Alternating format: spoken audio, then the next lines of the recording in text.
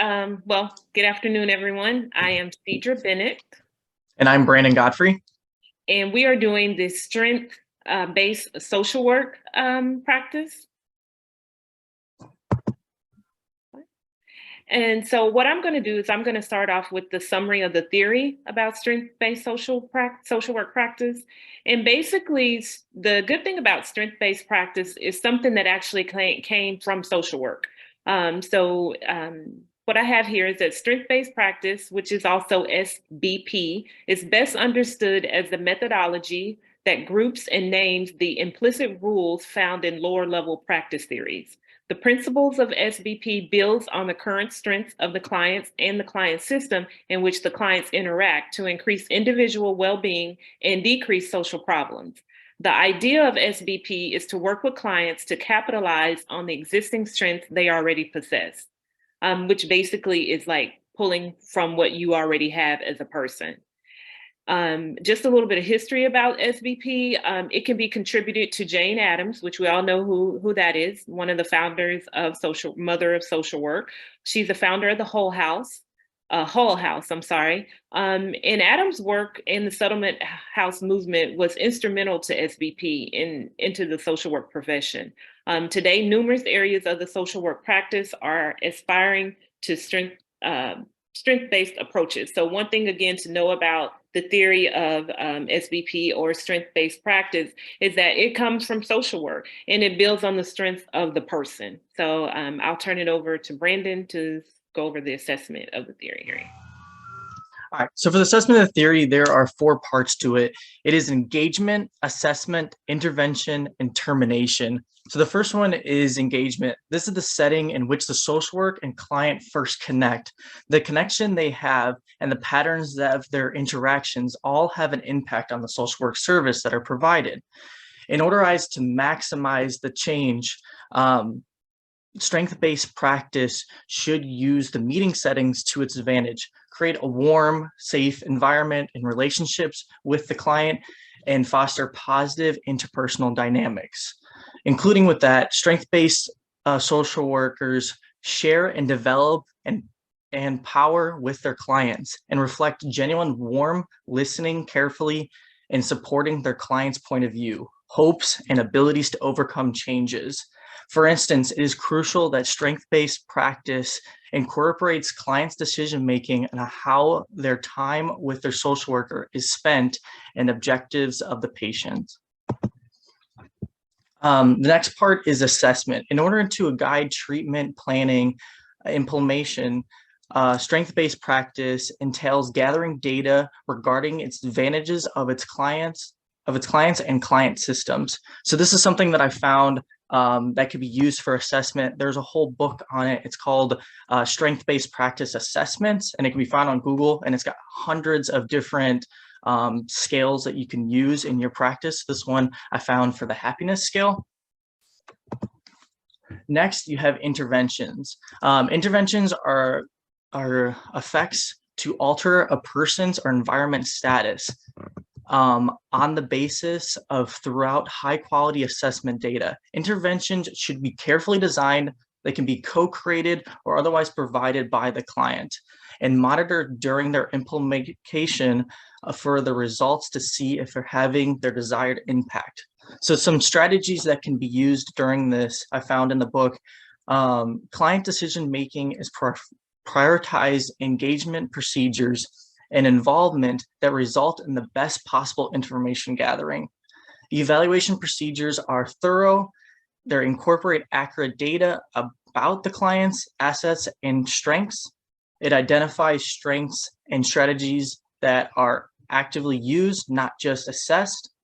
Also, another strategy is because of the goal of the intervention is to promote healthy independence, it includes decisions along the way about ending the relationship.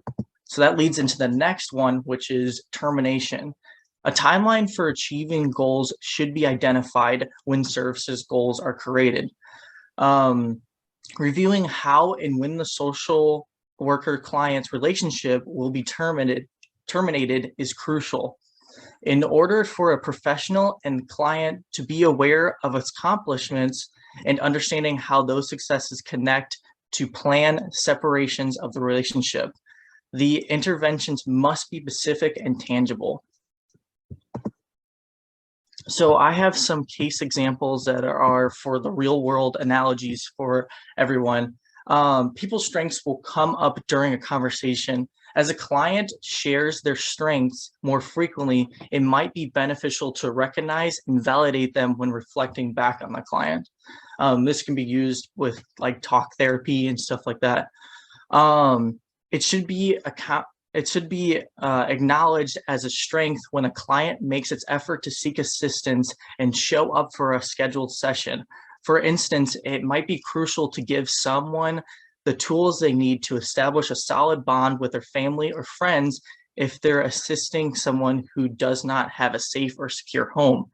Reminding your clients to use their sources, intelligence, and strengths to overcome any problem is another excellent method to give them additional confidence. My last case example is teams and departments are typically founded in organizations and workplaces. Another team is called upon when a team or department requires assistance in a particular area. This strategy emphasizes the utilization of teamwork and using its environment resources. Example of this is I use this every day in my work. I work at Eating Recovery Center, and it's a little bit of psych light, and we have to use our skills and our training with our teammates when we have a troubled child who is trying to harm themselves, or we're trying to protect the milieu and use our skills to de-escalate the situation in their environments. And then I'm going to hand it over to Cedra. Okay.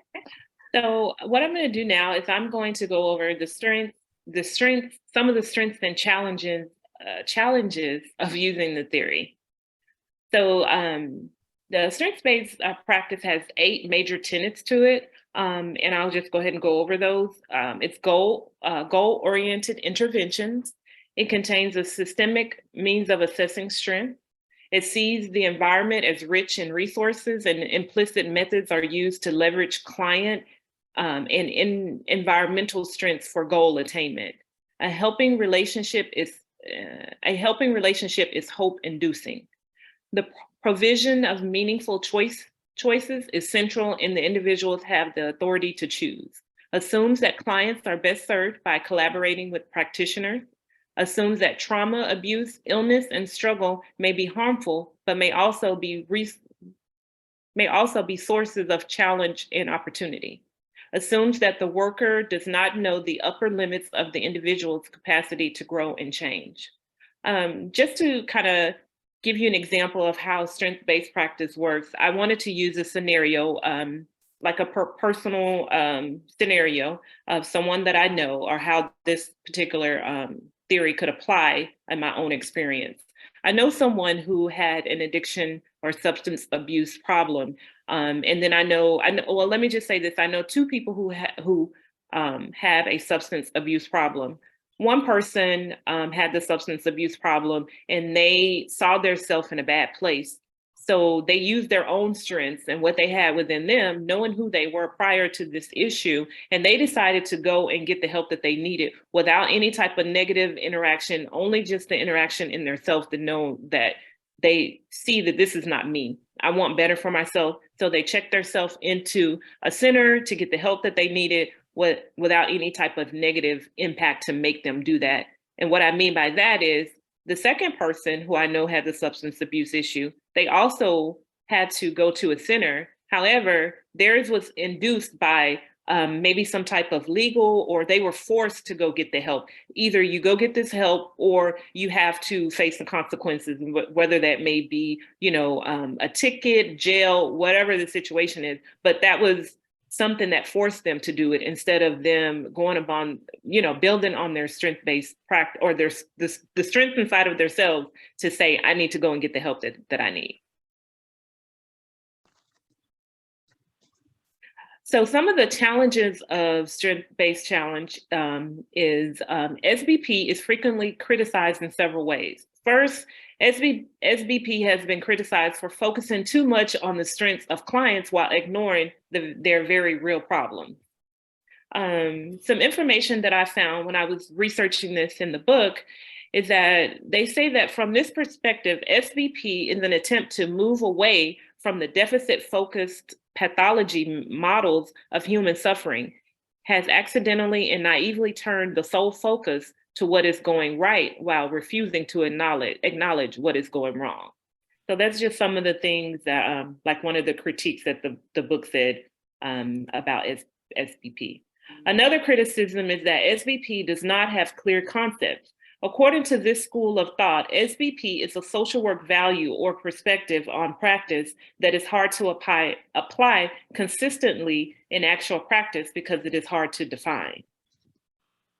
Information that the book said about this, in order to address this critique, this chapter has defined the 8 tenets of SBP, and those are the ones that I just went over. And these tenets provide specific suggestions on how to implement SBP at each intervention stage and present a case example, which that's something that they had available in the book if you would like to go back and take a look at that. The last critique was the lack of empirical support for SBP is another criticism of another criticism. It has been challenging to accurately measure SBP's implementation and impact due to its generally hazy definition. So the book, also to follow up another example, what the book is saying with this is it's unclear to whether clinicians who use SBP are more effective than clinicians who do not, and whether clinicians who do use SBP could actually do more good than harm. Okay, so also some of the questions that a practitioner would ask, or some of the questions about, or some SBP questions, I would say, that relate to this theory are, some of the things that you would ask your client are in a session would be, what are some things that you're managing or handling well right now? Because you want them to build on the strengths that they already possess. What makes you happy, or what are you feeling good about right now? Because you want them to know, like, I know there is something that you do good. You want them to try to identify what those strengths are. What does a good day look like or entail for you? What are you proud of or take pride in? What are some things you do well? Or you could ask them, what are some things that other people say that you do well? What are some things, good things that people, what do other people say about you? So those are just some of the questions that you would ask in a strength-based practice session. And then we're going to move on to some videos, some great videos that we found. One is a role play, and one is a little bit more information on strength-based practice. Just give me 1 second to set that up.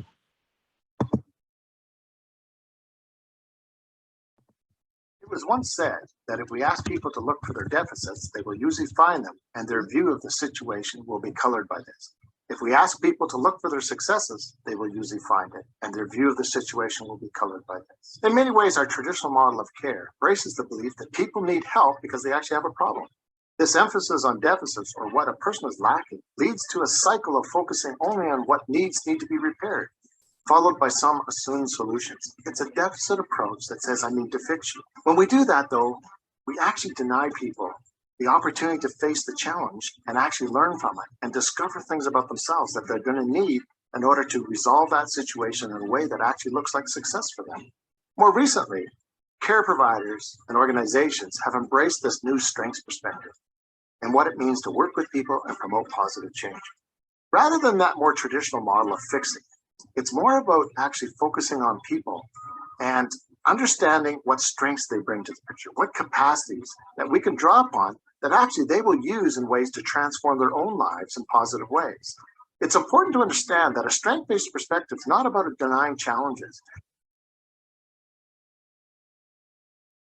Problems become the starting point of change, then we tend to label people.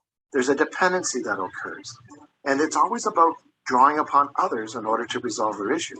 But when we look at strengths, when we look at those things that people bring to the picture, they are then able to embrace it in ways that they understand. In many ways, This shift to a strength-based perspective changes the way we work with people. It's about working with people and facilitating rather than trying to fix their issues. It's about looking for signs of health rather than signs of risk. And it's about moving away from labels which limit people's options. It invites asking very different questions that are more curious, exploratory, and hopeful.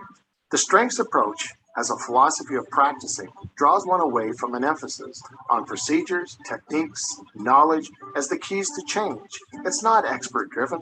It reminds us that every person, family group, community are the keys to their own transformation and meaningful change. The real challenge, and always has been, whether we are willing to fully embrace a different way of approaching people and working with them. If we do, then the change starts with us in the helping profession, not with those we serve. Embracing a strength-based approach involves a different way of thinking about people, interpreting their patterns of coping with life challenges. With a strength-based mindset, one asks different questions and communicates in a way that invites a curious exploration based upon a clear set of values and attitudes. It's about exploring what can be as opposed to why not.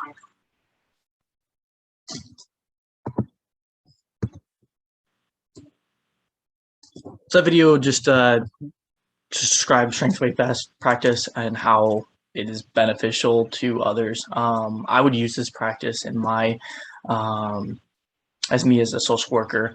But we're gonna move on to the next role play. So we got a little role play that's going on here. Yeah, don't worry, we won't play the full 4 minutes. We're only gonna play like 1 or 2 minutes of this video, just to kind of give you guys an example of what a session looks like with strength-based approach. Today, I'm really looking forward to getting to know you and begin to work with you.